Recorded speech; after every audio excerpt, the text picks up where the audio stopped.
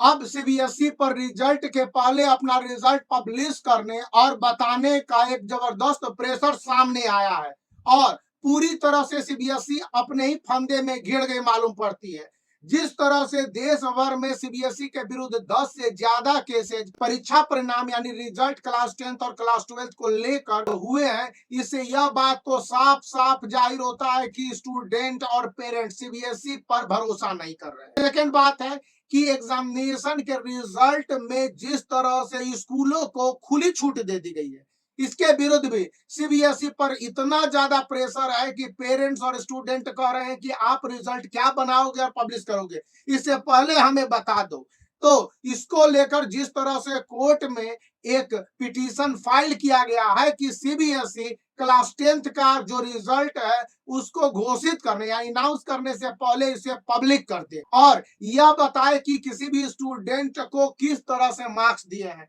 क्योंकि मार्क्स देने के बाद और रिजल्ट पब्लिश होने के बाद सीबीएसई कोई जिम्मेवारी ओन नहीं करेगी और पूरी तरह से ये जिम्मेवारी स्कूलों की होगी। अगर कोई गलती हुई तो यहाँ पर करेक्शन की भी कोई गुंजाइश नहीं है। जो सीबीएसई का मार्क्स इंप्रूवमेंट होता है या मार्क्स करेक्शन होता है, चैलेंजिंग का सिस्टम होता है, वो कुछ नहीं है। यदि स्टूडेंट असंतुष्ट है, स्कूल की छोटी से भी गलती रहेगी, स्कूल ने जानबूझकर कुछ स्टूडेंट को मार्क्स नहीं दिए होंगे या फिर बहुत सारे कारण रहे होंगे, क्योंकि सीबीएसई स्कूलों में इस तरह की घटनाएं आम है। उस कंडीशन में स्टूडेंट को मार्क्स इंप्रूवमेंट वाले एग्जामिनेशन, जैसा कि भारत के education minister doctor Ramesh Pokhriyal Nishank ने कहा कि अगस्त और सितंबर में एग्जामिनेशन होंगे, उनमें बैठने पड़ेंगे, तो क्या वही एक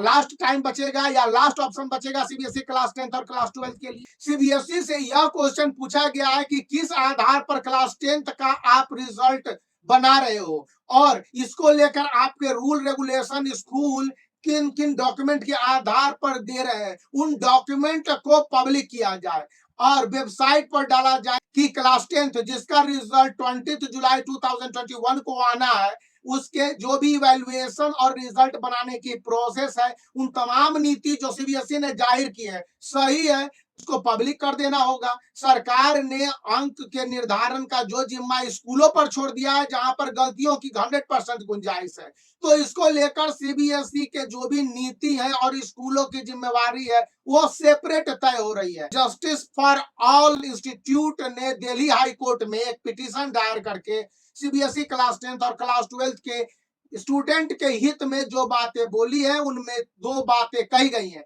पहला कि आप क्लास 10th और क्लास 12th का रिजल्ट टाइम पर पब्लिश कर दो। दूसरी बात है कि क्लास 10th और क्लास 12th के रिजल्ट पब्लिकेशन से पहले स्टूडेंट को यह बताओ कि किन आधार पर आप रिजल्ट दे रहे हो। थर्ड बात है कि स्कूलों ने स्टूडेंट को रिजल्ट दिया, एट लास्ट उनके पास कुछ फैक्ट्स और फिगर प्रत्येक स्टूडेंट के होंगे, कुछ डॉक्यूमेंट्स होंगे, वे तमाम डॉक्यूमेंट्स को पब्लिक करो। फोर्थ पॉइंट बोली गई है कि स्टूडेंट को मार्क्स देते समय जो डेटा स्कूलों ने प्रोसेस किया और जो डेटा स्टूडेंट के पास है, इनमें डिफरेंसेज नहीं होना चाहिए, इसलिए स्टूडेंट उन डेटा का पहले से मूल्यांकन कर ले। सही गलत मूल्यांकन यानी कि रिजल्ट बनाने की जिम्मेवारी आप स्कूलों पर छोड़ दिए हो, तो स्कूल अपने मर्जी नहीं चलाए, स्कूल सही ढंग से सीबीएसई के रूल रेगुलेशन के हिसाब से ट्रांसपेरेंट वे में स्टूडेंट की रिवीजन भी करे, न कि स्टूडेंट को कंपेल कर दिया जाए जो असंतुष्ट हो कि मार्क्स इंप्रूवमेंट जो अगस्त में होंगे और सितंबर तक जाएंगे और उसके रिजल्ट निकलते निकलते नवंबर हो जाएंगे, तो इस ब्लंडर से बचा रहा जा सकता है। इंपॉर्टेंट जानकारी के लिए थम्स अप और वीडियो को लाइक करने के साथ चैनल को सब्सक्राइब करना याद रखें।